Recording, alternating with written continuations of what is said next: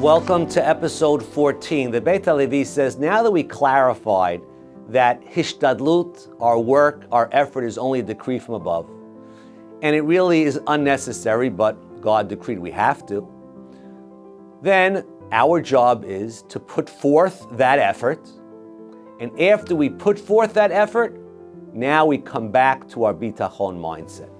We pay the tax, and like the Mesilat Yesharim says, if a person has a tax, nobody wants to pay more taxes. We hire accountants to avoid paying taxes. We hire accountants to get away with the least taxes that we can legally. And the same is true, says the Mesilat Yesharim, with hishtadlut. It's a tax. It's a fine. Why would you want to pay more than you have to? Do what you need to do, and then come back to your bitachon, because you realize it's not making a difference.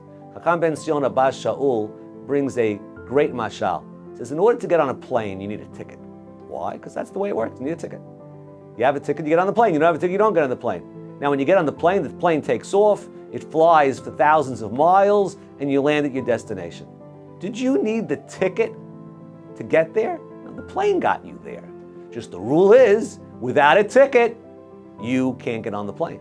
And therefore, we try to pay the least amount for the ticket, because the amount of money that I pay for the ticket does not impact at all my destination. It's just a way to get on the plane. So too hishtadlut. God is taking me to my ultimate destination. It's all been set up by the travel agent. Business class, first class, whatever it is. My job is get the cheapest possible ticket. People always like, let me use points, right? We don't like to pay for tickets. Let me use points. The same is true with anything we're going to get in life. We can get it with the minimal hishtadlut. We'll see what that is. But realize at the end, who's getting us there? The airplane's getting us there.